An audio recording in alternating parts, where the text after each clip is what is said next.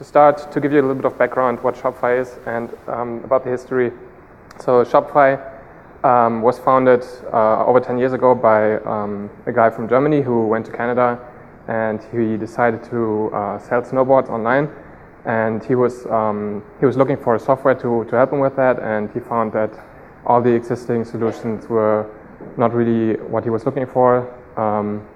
So he had a programming background, so he decided to use this weird Japanese programming language that at the time nobody has heard of, Ruby, to write his own software, and that's how Shopify started. So Shopify is a Ruby on Rails application, and I think Rails has a little bit of a reputation of being a platform that is not easy to scale. So hopefully with this talk I can convince you a little bit otherwise.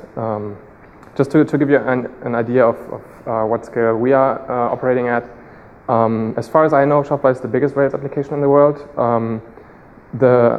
We have around 275,000 merchants that host their online stores with Shopify, and on a normal day we do around 16,000 requests per second. So Shopify is a Canadian company. The headquarters is in Ottawa, which is what you see on this picture. We have some offices in Toronto, Montreal, Waterloo, and we have lots of remote employees as well. We have around 1,200 people, and that's me. So the outline of this talk is a little bit chronological around the evolution of our platform and how we moved from being a single tenant application to a multi-tenant application and all the things that happened in between. So when Shopify started, as I said, it was intended to power the one online store of the founder who wanted to sell snowboards, and at that point it was a single tenant application, and then quickly they realized they shouldn't be selling snowboards, they should be selling the software. So it was rewritten to be a multi-tenant application, and then over the next 7 years or so, there were not really much architectural changes. We just grew and grew and grew, and we eventually ran into this interesting traffic pattern called a flash sale, which I'm going to talk a little bit more about as well. And then this traffic pattern caused us all kinds of pain, and we were running into scaling limits and all this kind of stuff. So with all of those scaling problems that we had, the biggest one was always the database. And so in around 2013, 2014, we formed a team to work on this part and started implementing database level isolation. And this was one of the biggest wins for us in terms of scalability at that time. So it bought us a little bit of time, and then after that we used that time to work on starting to begin preparing to run out of multiple data centers. And now in 2016, we're working on trying to push that a little bit forward. So yeah, the talk is about this, those separate steps and what was involved in each of them.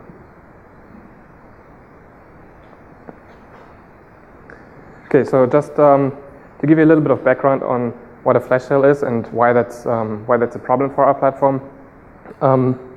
What usually happens is there's some merchant who has a huge following on Twitter or any other social media, and they do those limited inventory sales where they say, right now we have this, in this case they're selling lipsticks, so we have this lipstick available, there's like only a couple thousand available, and in 5 minutes it's going to be sold out. So what happens is that all those people who see those tweets flooding the platform, and if you look at any of our monitoring, a lot of graphs end up looking like this. So it's a little bit similar to what 10 years ago would have been called the slash dot effect, where your website gets posted somewhere and lots of people attack it at the same time. And in the case of Shopify, this traffic in terms of database is usually very write heavy, so it's difficult to deploy things like caching and stuff like that, which is why why we had so many problems scaling the database on this layer. So the problem with those flash sales is that it's kind of a unique traffic pattern that we have where we rarely know when they happen in advance. So they are unpredictable, they're not scheduled. The merchants usually don't tell us when they happen, and they come and go within minutes or sometimes even seconds. So it's usually not possible to provision resources for this on demand, because as soon as the provisioning is done, the sale might already be over. So what we like to call the flash sale problem is that compared to our regular traffic baseline, we almost always need to be massively over provisioned.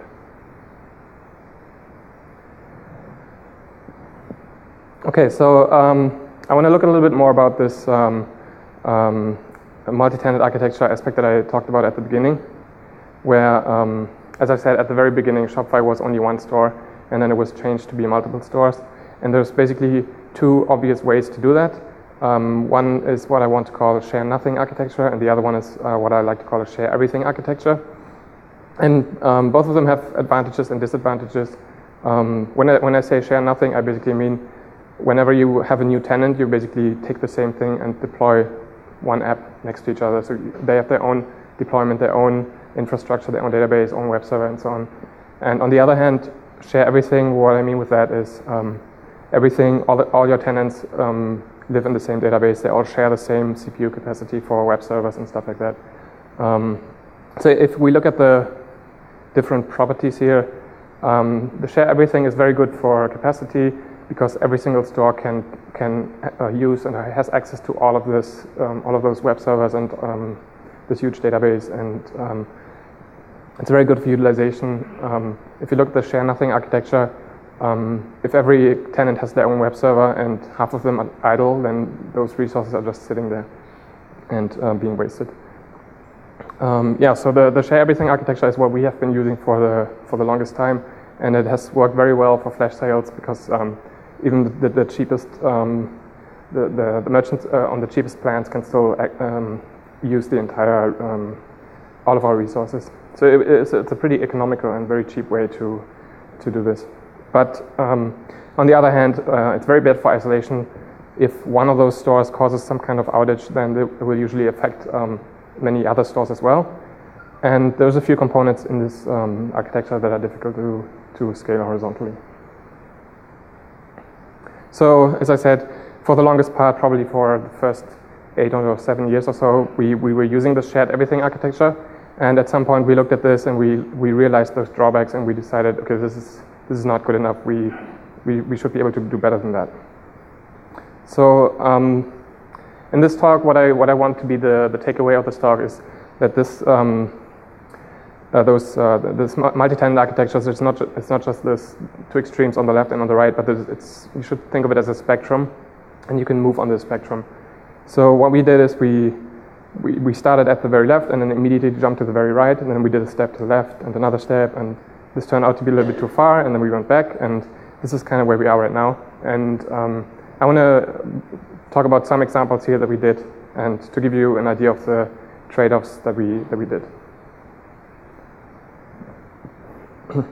Okay, so this is again the shared nothing architecture. So you can see you basically do what you did for the first shop, and then you just duplicate that, and then every new shop gets an entire set of infrastructure. So obviously this is super expensive and wasteful, and it's a nightmare to maintain. So the obvious next step is to have a share everything, where everything sits in the same one database, and everything shares the same resources. So if you have a conventional Ruby on Rails application, this is pretty standard, what most people would do. When I say database here, this also includes things like Memcache or Redis or Elasticsearch, but for simplicity, I'm just going to say database. And as I said, for this special traffic pattern that we saw, the flash sales, the database was usually the first thing that became a bottleneck, just because there was so much write-heavy traffic and lots of locking and contention and stuff like that. So it was quickly becoming obvious that this one database is a single point of failure. It was super expensive, and basically the only way we could scale this part was to scale it vertically and throw more money at it, and at some point that became unfeasible. So if you've ever written a Ruby on Rails application, you know that the conventional setup is that there's only one database. So the project that we worked on in 2013 is how do we teach Rails to talk to more than one database? And this is what we call database isolation, where essentially we have those two layers. The first one is the stateless tier, where all the servers are that don't actually hold any state, and then the second layer is the stateful tier, where all the data is stored. And essentially the way we implemented this is with application level connection switching, where basically every single web worker or every single job worker would connect to all the databases, and depending on which shop the request is for, it would switch the connection to one of those databases. So the reason why this was kind of straightforward for Shopify is because all the data that we have is very easily partitioned by shop. So in the data there's no cross references from one shop referring to data of another shop. So almost all the data has a shop ID key in the shop ID column in those tables. So we can just say all the shops with all the data with this shop ID go into the first database, and all the data with that shop ID go into another database. So in terms of flash sales and in terms of scalability, this was a super useful project for us, and it gave us some space and some time to focus on other efforts.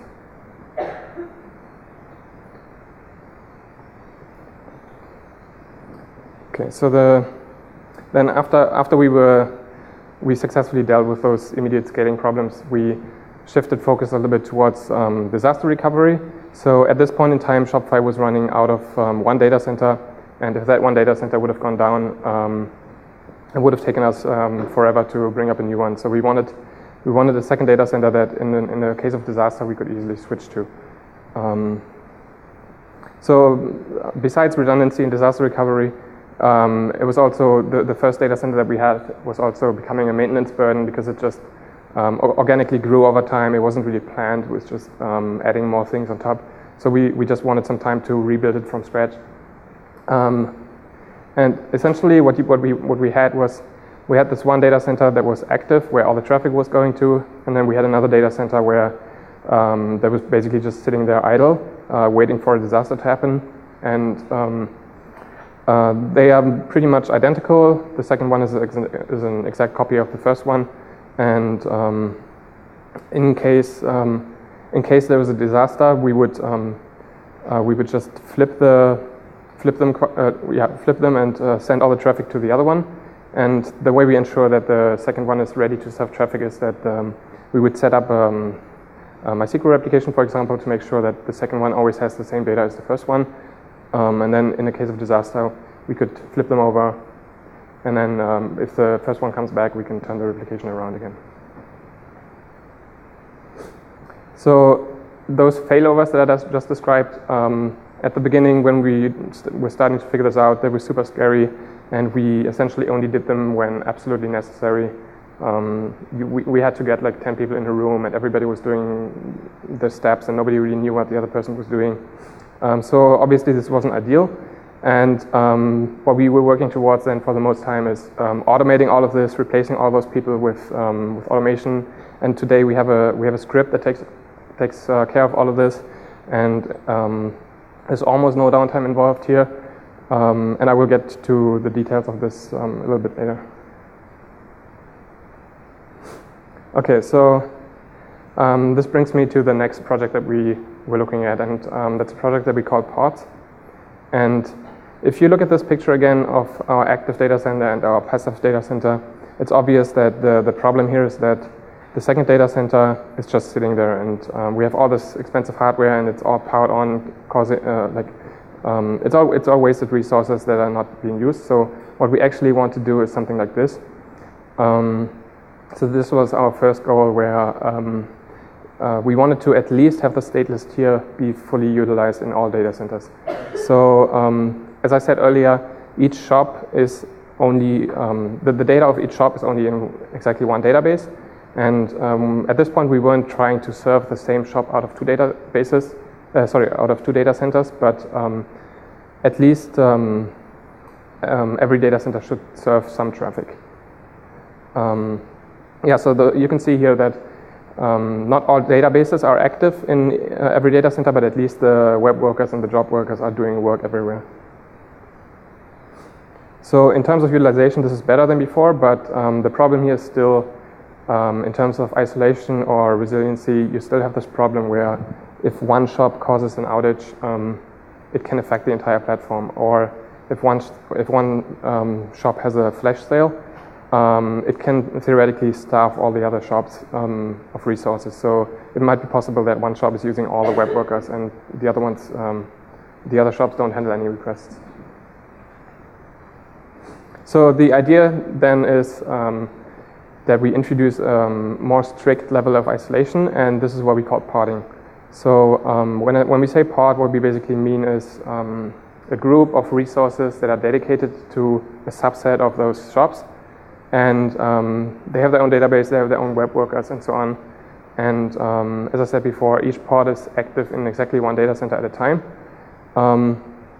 You can think of this as the idea is that you take this shared everything architecture that we had before, and instead of making it bigger, you just have more of those and set them next to each other. So this is much better for isolation, because now if one of the shops in pod 2, for example, causes some kind of outage, then that will only affect other shops in pod 2, but none of the other pods will be affected by that.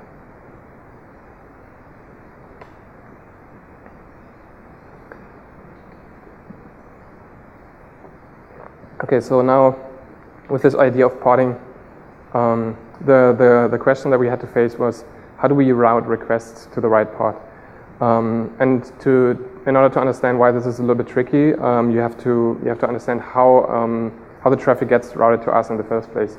So usually, if one of our shops, most of our shops usually have custom domains. So sometimes they already have a domain, or they register a domain somewhere else. But the point is that we don't control those domains. So if we want to do some kind of routing or failover or any of this stuff, we can't do that based on DNS because we don't control the DNS. And the way we do this is we basically tell people, this is our list of IP addresses. If you want to use your own domain, you have to point your domain to our IP addresses. And the tricky part here is that if you have two shops, those two shops might be in two different pods, or maybe even in two different data centers, but they use the same IP address. So that means that we can't do DNS-based, anything DNS-based, and it's also tricky to do anything on the IP layer. And so the way we solved this was with a layer 7 routing, so basically on the HTTP level. So the tool that we use for this is a software that we wrote that we called Sorting Hat. And if you've seen Harry Potter, then you know Sorting Hat is the magical hat that decides which house of Hogwarts the students go into. In our case, it's our HTTP request router. And we use the Nginx load balancer, and Nginx has a cool feature where you can extend it with custom Lua scripts. Lua is a scripting language, and we basically implement our own load balancing algorithms in this Nginx load balancer. And the way the mapping works is that the load balancer has access to a MySQL database, and in that MySQL database we store the mapping of which domain name belongs to which pod. And then when a request comes in, it looks up this domain name from the MySQL table, then sees, oh, this is for pod 5, for example. And then the load balancer knows that each pod has a dedicated pool of upstream servers, and then according to this mapping, it picks a server out of that pool. And if you're curious about this, there's some other cool stuff that you can do with Lua. Some examples that we did is we are not writing our Nginx logs to disk, but we're logging them to Kafka directly from Lua. Or we implemented some kind of caching in the load balancer so that we can serve cached requests without ever talking to the Rails application. We do some throttling, and we also serve SSL certificates straight out of MySQL, so we don't have to put them on disk anywhere.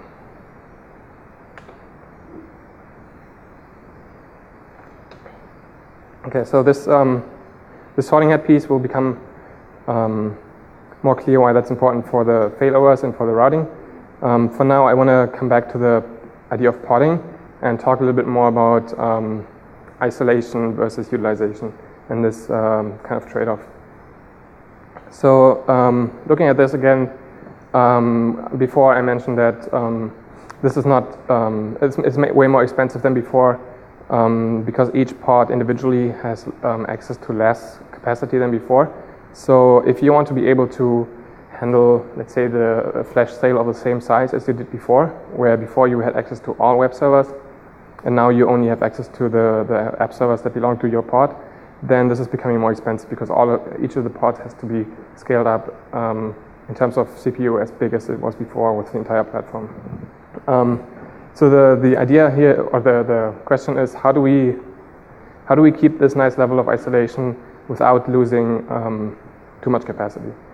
And the trade-off that we did is we had this idea of floating capacity. So essentially every pod has this dedicated capacity, so a bunch of web servers that only serve traffic for this pod, and then there is those web servers that are floating and that don't belong to, that are not pre-assigned to any given pod, but instead they can be used by whichever pod needs them. So if a pod, if a shop in one of the pods has a flash sale, for example, it would be it would use all the dedicated capacity, and if that's not enough, then it can access this floating capacity. So it still has more resources available without being able to staff any of the other pods. And the way this is implemented is, as I said before, as a custom load balancing algorithm in Nginx, in the sorting hat Lua script. And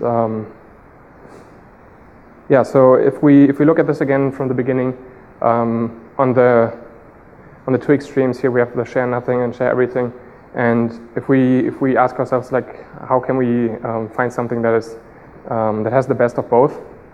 And we found that for us, this idea of having separate isolated pods but with a floating capacity is kind of the best of both worlds. So we still have good capacity, good utilization.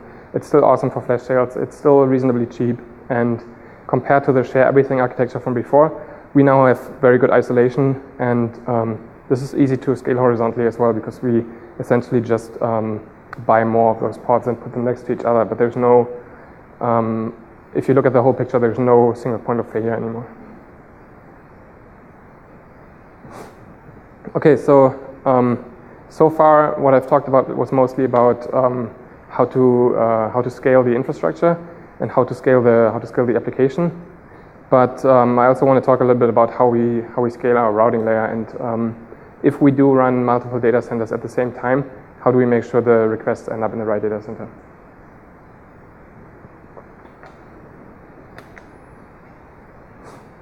So coming back to the data center failover that I was talking about before, now that I talked about the sorting hat piece that we have, we can understand how we achieve those failovers without any considerable downtime. So as I said, customers point their domains at our IP addresses, so and for that reason we can't do any DNS-based solutions. And the way we do this is, if we want to fail over, we use a protocol called BGP. So we have our own IP addresses, and the merchants point their domains to those IP addresses. And if we want to do a failover, we withdraw those IP addresses in the old data center and announce them in the new data center. And the way this works is with a protocol called BGP, which is one of the routing protocols that the internet routers use to exchange routes between different networks. The problem with this approach, if you use BGP, then you know this, is that this is not instant. There's a propagation delay. It takes a couple seconds or maybe minutes even for all the routers on the internet to get this information. So even though we already withdrew the routes in the old data center and announced them in the new data center, it's still possible that the old data center still gets traffic for those IP addresses that are not there, that are not supposed to be routed there anymore. And the way we solve this is with the sorting hat. So essentially, if this happens and if a packet or a request comes into the old data center, sorting hat knows which pod is active in which data center, and there's a direct connection between the two data centers, and then essentially it it tunnels the request over to the other one. So for this period of time where traffic comes to the old data center, it will essentially just get transparently tunneled to the new one without the customer or the browser noticing any of that.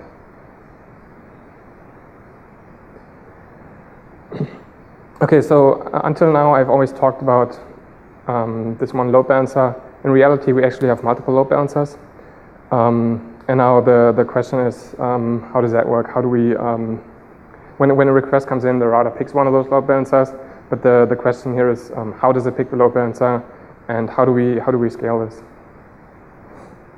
And first of all, the reason why we need multiple load balancers.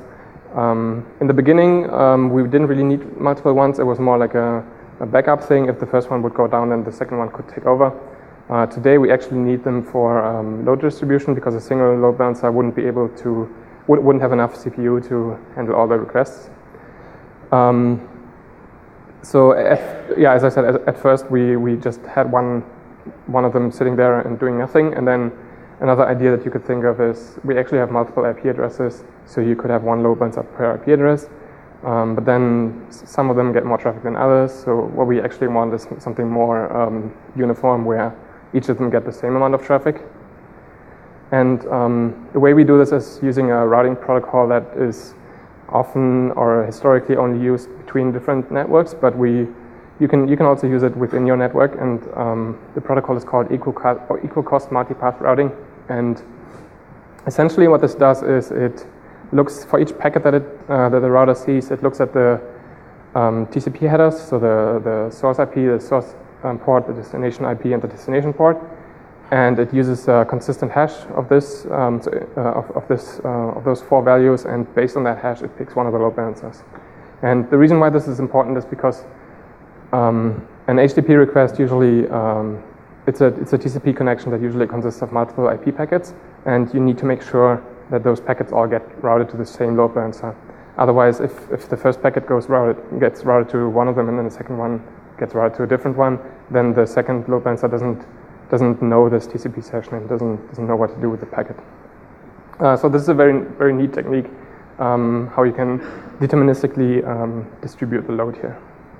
And then before in the other slide, I was talking about how we used BGP to announce our routes to the internet, and we actually do something very similar within our network, where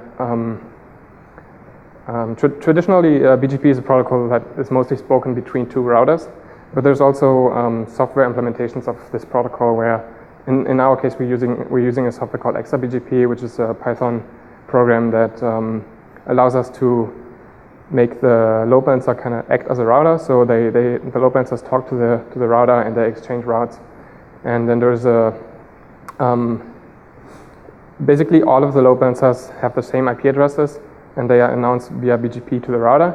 And if one of the load balancers should go down, this BGP session just expires, and the route gets automatically withdrawn. And then the next packet would get routed to one of the other ones instead.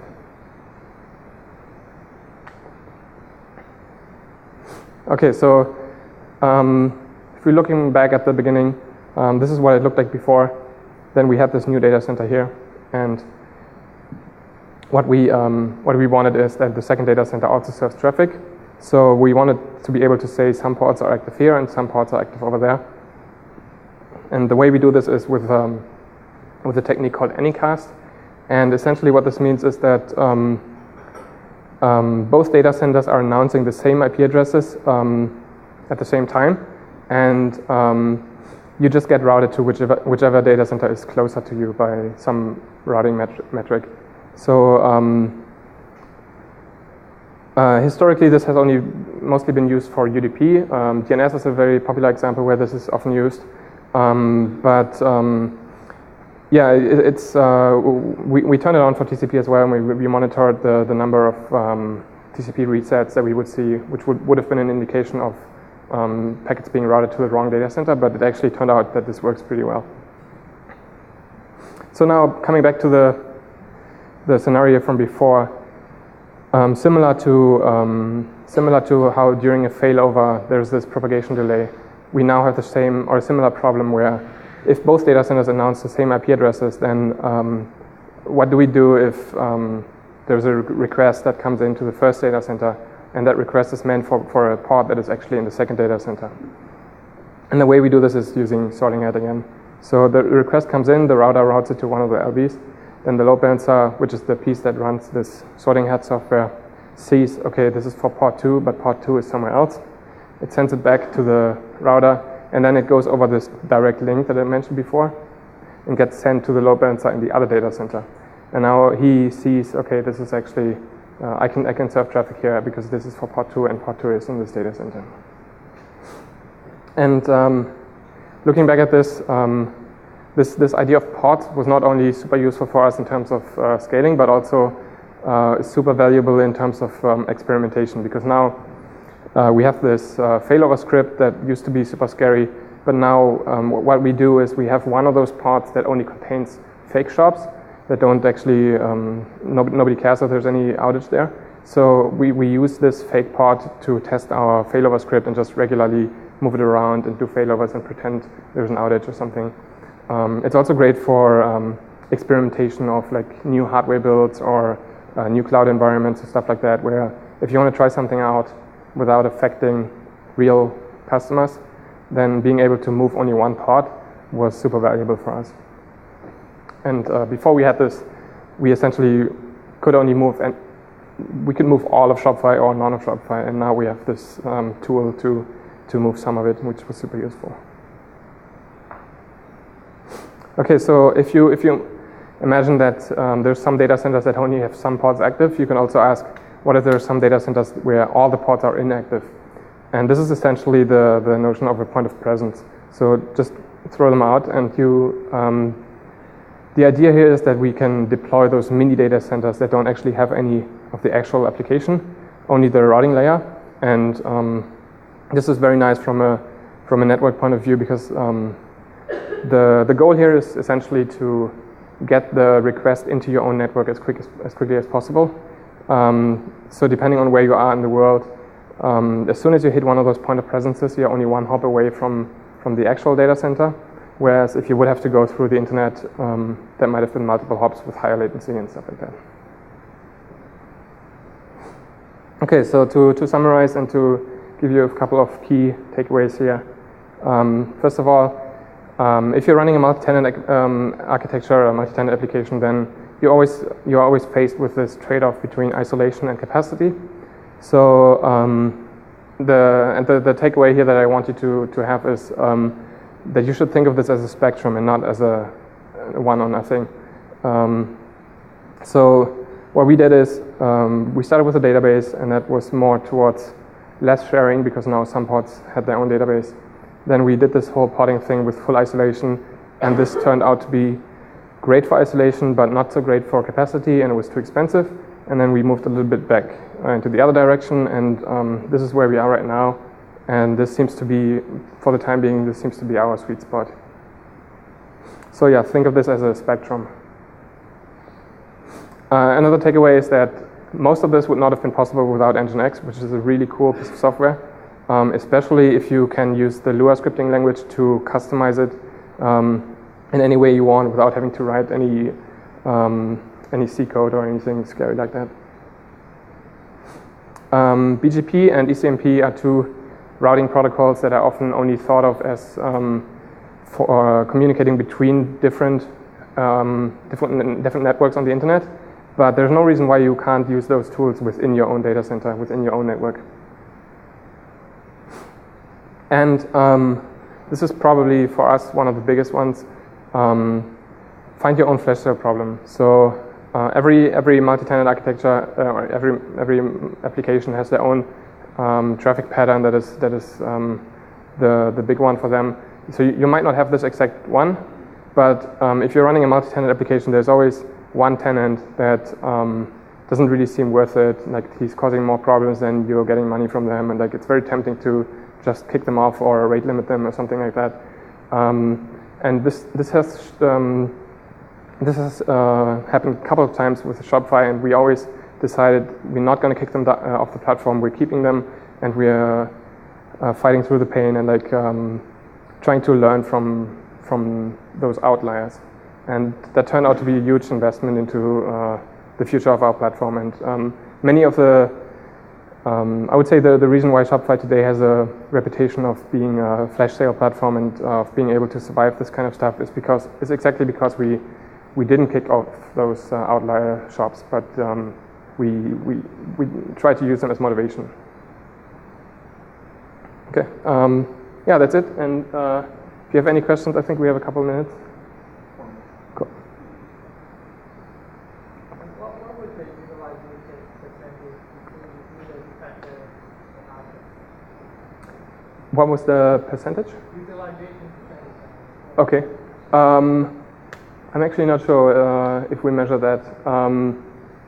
So with the idea of having this dedicated. Without the flash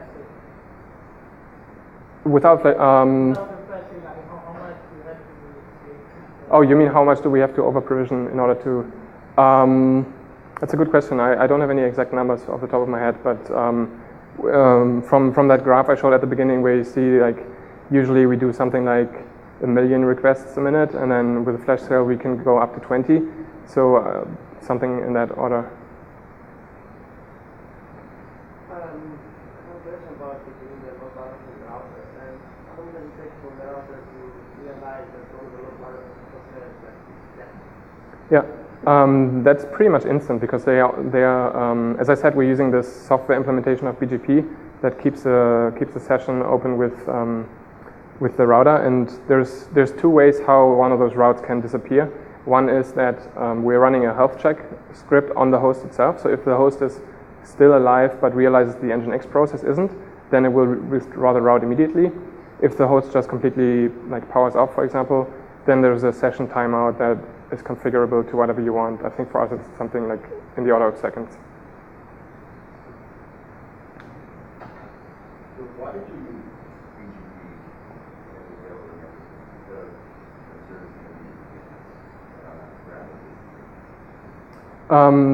So as I said, we couldn't do any DNS because we don't control all of those DNS records. So and the BGP one just seemed the most appropriate at that time. So we also considered doing some kind of like TCP-based proxy solution or something like that. But the BGP one in the end works pretty well.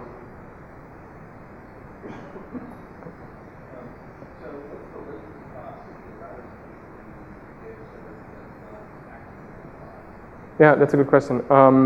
So at the beginning, when we started experimenting with this, we essentially had a VPN tunnel between the two data centers.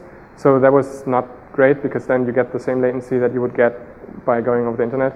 And what we do right now is we basically from the data center provider, we rent this direct fiber connection between the two, which is essentially like super low latency. I don't have an exact number, but right now we have two data centers, both in North America, and I think it's something like 20 milliseconds or so. I'm not sure. One more question. You're using MySQL reputation. How do you even sync both the platforms? Right. Yeah, that's a good question. Basically, the way we set up the replication is that it always only goes one way. So as I said, only one of the two replicas is actually taking writes, and the other one is not taking any traffic at all. And during one of those failovers, there is a brief period of time where both of them are read-only, and during that period we wait for the replication to catch up, which usually takes 1-2 seconds or so. So as in the beginning I said, there's almost no downtime. The only downtime that we have is caused by this, where we have to wait for the replication to catch up. And for that period of time, we mark them both as read-only, and all the requests that would be writing are going to fail on that. So then the only slave is the master and you switch rows? Yeah, basically we make them both read-only, and then we turn the one that was read-only before writable and turn the replication direction around. Okay, thanks for coming.